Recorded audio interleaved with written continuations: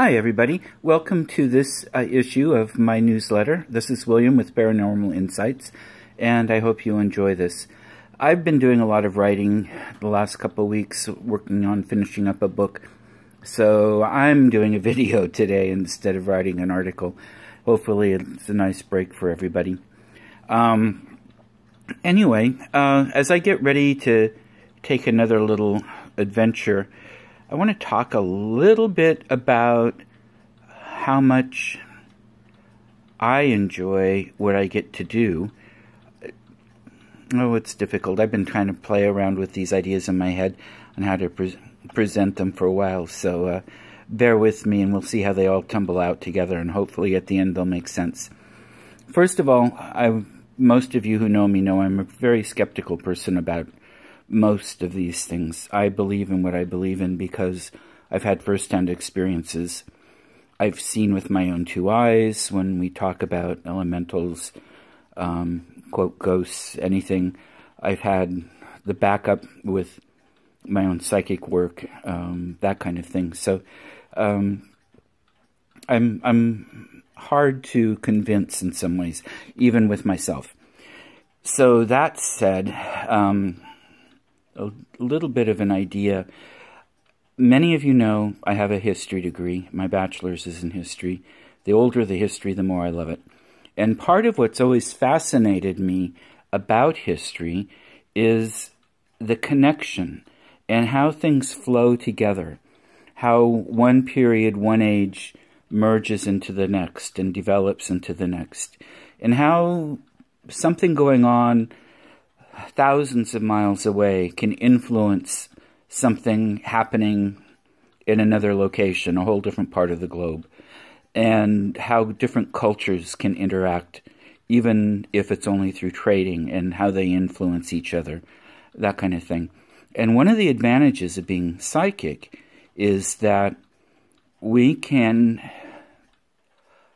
not only see the history that's taking place in the location, but we can see the various layers of history as well. Sometimes that's confusing because they jumble together and it can be difficult to trace what's what.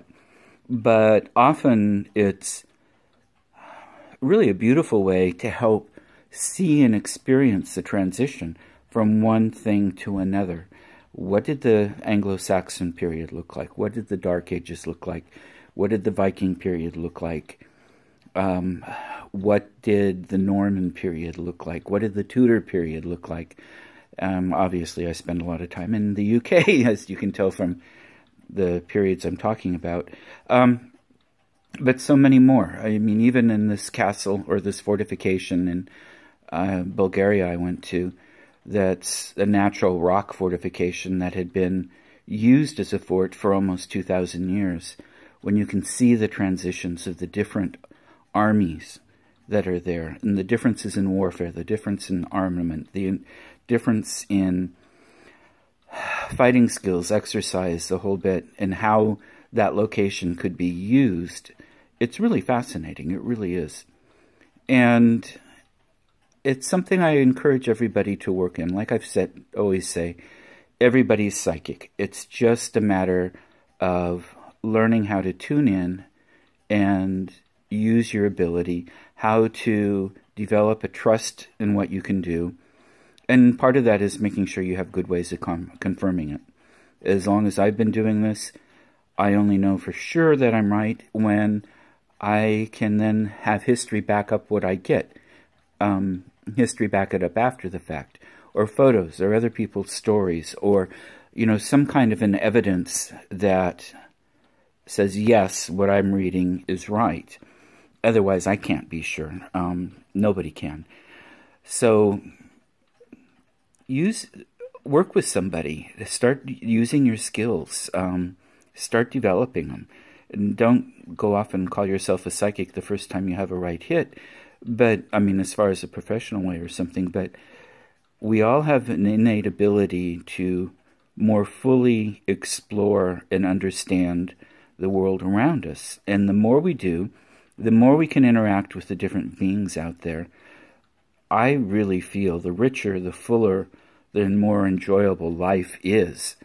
And I can't wait to get back to parts of the world I love and tune in some more and see how those things work. One of the areas I focus on is the spiritual development in areas that have had some kind of a worship going on for several thousand years. And I've run into this in many parts of the world. And it's fascinating to see the similarities and where it really doesn't matter that much on the ritual, but where you can wind up going in these locations and where they can take you naturally. So I hope you enjoyed this month's version of the newsletter.